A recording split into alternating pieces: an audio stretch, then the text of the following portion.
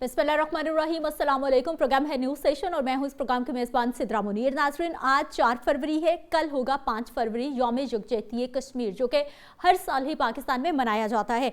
लेकिन हम 5 फरवरी के हवाले से कश्मीरियों के साथ यकजहती का इजहार करने के लिए आज के प्रोग्राम का ये फर्स्ट सेगमेंट उन्हीं के नाम करने वाले हैं, क्योंकि कल न्यूज़ सेशन हमारा प्रोग्राम नहीं होता है, हमारी और आपकी कल के दिन मुलाकात नहीं हुआ करती।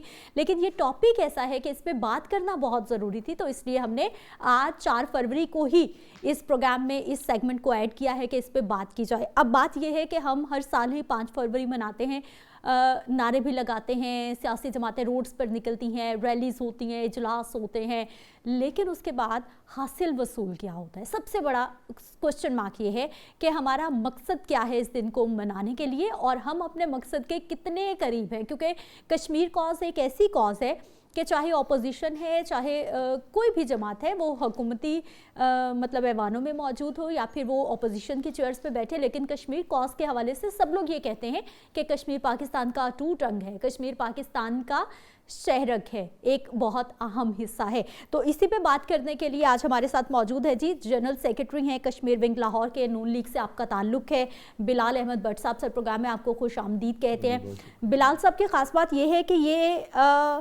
1947 में जब सेपरेशन हुई, जब पाकिस्तान और भारत अलहदा हुए, उस वक्त ये मकबूजा जम्मू कश्मीर में थे।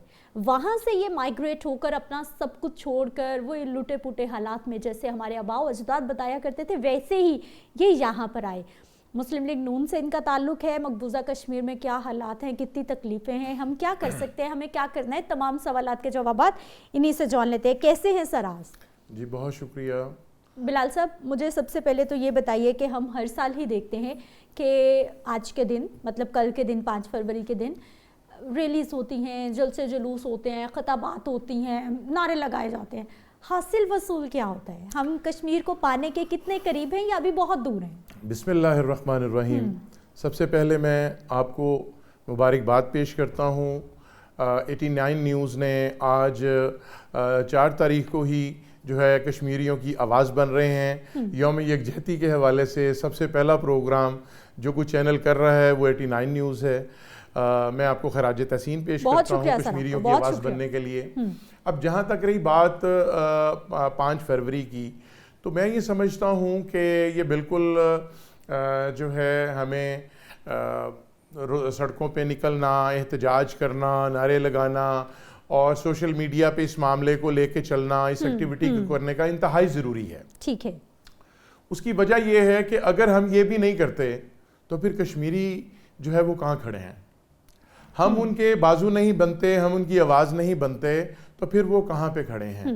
जो जिन आलमी कुव्वतों का ज़मीर मुर्दा हो चुका है और 78 साल से आप इस चीज़ को देख रहे हैं कि वो जुल्म सितम और बर्बरियत का ऐसा शिकार हैं कि उनके घरों को जेलें बना दिया जाता है, उनको मैसूर कर दिया जाता है घरों तक, उनकी इज्जतें पामाल कर दी जाती हैं। तो मैं ये समझता हूँ कि क्या हमारे पे ये कर्ज नहीं है?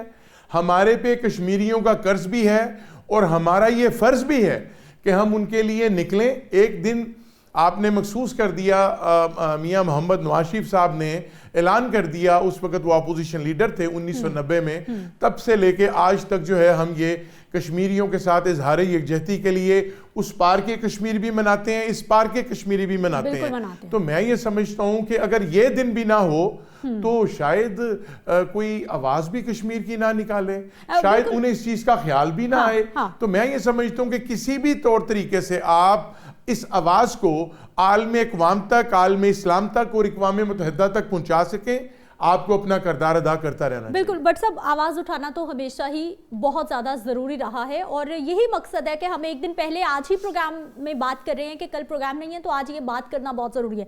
सर, मुझे ये बताइए कि मुस्लिम ममालिक कहाँ पर सो रहे हैं, मुस्लिम उम्मा कहाँ पर है, और ये जो इंसानी हकूक़ की अलंबरदार तंजीमें हैं ये कहाँ पर सो रही हैं? कहीं पे कुछ भी हो जाए, किसी एक इंसान को, एक शख्स को कुछ हो जाए तो ये लोगों ने शोर मचाया हुआ होता है, लेकिन मकबूजा जम्मू कश्मीर में क्या हो रहा है, गज़ा में क्या हो रहा है, पैलेस्टाइन में क्या हो रहा है, ये सब सो रहे हैं। इस वक्त किसी को नहीं पता कि किस तरह से जो है वो इंसानियत की तजलील की जा रही है वहाँ पे। جی بالکل آپ ٹھیک فرما رہی ہیں، ایسا ہی ہے جیسا آپ نے نقشہ بیان کیا، لیکن میں یہ سمجھتا ہوں کہ آج جس دور سے ہم گزر رہے ہیں، جس کامیابی کے دور سے پاکستان گزر رہا ہے، اور جس کامیابی کی پرواز میں اس وقت پاکستان اپنی افواج پاکستان کی وجہ سے، اپنی حکومت پاکستان کی وجہ سے آج جس دوراہے پہ پاکستان کی عزت اور وقار پہنچ چکا ہے، دوسرے مسلم ممالک بھی پاکستان کی طرف دیکھتے ہیں۔ ابھی آپ نے غزہ کی بات کی تو آپ کو اس چیز کا علم ہوگا کہ ایک وفد جو ہے وہ پاکستان ممالک کا، جس کی سربراہی شہباز شریف صاحب نے کی، اور وہ 6 ملکوں کا وفد جو ہے وہ گیا اور انہوں نے غزہ میں جنگ بندی جو ہے اس پہ امپلیمنٹ کروایا، اور اس چیز کو کنٹرول کیا گیا کہ ان لوگوں کا کیا قصور ہے جو نہتے جو ہے روزانہ شہید کر دیے جاتے ہیں، جن کے گھر برباد کر دیے جاتے ہیں۔ تو اس ظلم و بربریت کو بند ہونا چاہیے۔ پھر آپ نے دیکھا کہ الحمدللہ غزہ میں یہ چیزیں کنٹرول ہو گئیں۔ اسی طرح سے آج ایک قدم بڑھانے کی ضرورت ہے، اور جس طرح سے افواج پاکستان نے، سپہ سالار پاکستان نے، جنرل عاصم منیر صاحب نے کردار ادا کیا اور ہندو بنیے کو گھٹنے ٹیکنے پہ مجبور کر دیا، اور پھر وہ ثالثی پہ آ گیا، اس کو دھول چٹا دی، تو اسے بھی اس چیز کا اندازہ ہے کہ اس کا کتنا وزن ہے اور الحمدللہ پاکستان کا کتنا وزن ہے۔ اچھا مجھے یہ بتائیے سر، یہ جو 9 مئی کی جنگ ہے، اس کے بعد جو سچویشن کریٹ ہوئی، جس طرح سے صدر ٹرمپ بھی کئی بار کہہ چکے ہیں، میرا خیال اب تو ہم گنتی بھی بھول گئے ہیں کہ وہ کتنی بار یہ احساس دلا چکے ہیں کہ پاکستان اور بھارت کی جو جنگ ہے، پاکستان نے بھارت کے 6-7 طیارے مار گرائے ہیں۔ اس سچویشن میں اگر ہم کشمیر کاز کی بات کرتے ہیں، اس پہ اپنا پوائنٹ آف ویو دیتے ہیں، تو آپ کو کیا لگتا ہے اس وقت ہماری جو خارجہ پالیسی ہے وہ کتنی مستحکم ہے، اور اس وقت بات کرنا کتنا ضروری ہے؟ دیکھیں، میں یہ سمجھتا ہوں کہ جتنا پاکستان اس وقت مضبوط اور مستحکم چل رہا ہے، اور ہماری آرمی جو ہے پوری دنیا میں اپنی گھاگ بٹھا بیٹھی ہے، تو میں یہ سمجھتا ہوں کہ یہ ایک ایسا وقت ہے کہ اب اگر تھوڑی سی کوشش کی جائے تو یہ کامیابی اور یہ آزادی کشمیر جو ہے وہ ہم سے دور نہیں ہے۔ اور وہ جو قائد اعظم کی ایک کال ہے کہ کشمیر پاکستان کی شارک ہے، وہ شارک کو آزاد کروانا اب مشکل نہیں ہے، چند قدم دور ضرور ہے، لیکن میں یہ سمجھتا ہوں کہ آج کی جو خارجہ پالیسی ہے اس نے پوری دنیا میں پاکستان کی ایک عزت اور وقار جو ہے اس میں بلندی اس کی وجہ سے آئی ہے۔ تو ہمیں اس چیز کو دیکھنا ہوگا کہ اب اس کو اسی عزت اور احترام کو، اسی وقار کو ہمیں استعمال کرتے ہوئے کشمیریوں کو بھی ان کی آزادی کا حق دلوانا پڑے گا۔ اچھا سر، آرٹیکل 370 کی اگر ہم بات کرتے ہیں تو اس کے بعد، کیونکہ ہم نے دیکھا کہ وہ جو وہاں پر جائیدادیں نہیں بنا سکتے تھے، زمینیں نہیں خرید سکتے تھے، پہلے تک پابندی تھی، لیکن اب اس شک کو، اس قانون کو اڑا کر رکھ دیا گیا۔ اس کے بعد سے آپ کو کیا لگتا ہے وہاں پر بھارت سرکار کا اور مودی جس طرح سے نہ صرف بھارت میں مسلمانوں کو تنگ کرتے ہیں، ان کے لیے ان کی مذہبی جگہوں پہ جانا بہت زیادہ مشکل بنا دیا، مقبوضہ جموں و کشمیر میں یہ جب سے آرٹیکل 370 کو ختم کیا گیا ہے، اس کے بعد سے سچویشن کتنی لگ رہا ہے کہ خراب ہو گئی ہے مزید؟ جی میں یہ سمجھتا ہوں کہ انہوں نے آرٹیکل 370A اور 35A کو جب مفلوج کیا ہے، انہوں نے ہمارا آرٹیکل اڑا دیا، انہوں نے ہمارا جھنڈا ختم کر دیا، انہوں نے ہمارا جو ہے وہ قانون جو ہے اس کو پامال کر دیا، ہماری حیثیت کو ایک ریاست کی حیثیت کو ایک صوبے کی حیثیت میں تقسیم کر دیا، جو کہ میں یہ سمجھتا ہوں کہ انہوں نے کیے ہوئے اپنے جو انہوں نے ایگریمنٹس کیے ہوئے تھے ان کی نفی کرتے ہوئے، جو کہ ان کے مہاراجہ ہری سنگھ کے ساتھ تھے کہ جب تک کشمیر آزاد نہیں ہو جاتا آپ کا اپنا قانون ہوگا، اپنا جھنڈا ہوگا، اپنے سارے معاملات ہوں گے۔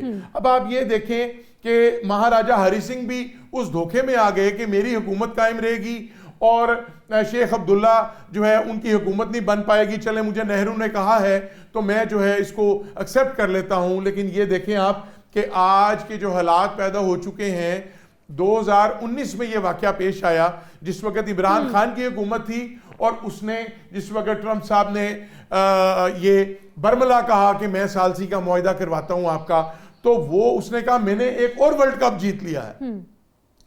اس دن سے لے کے آج تک کشمیری جو ہے اپنے گھروں میں مسحور ہیں، اور ان کے ساتھ ظلم و ستم جو ہے وہ برپا کیا جا رہا ہے۔ تو کیا آپ نے یہ ثالثی کا جو ہے مطلب راگ لاپتے رہتے ہیں؟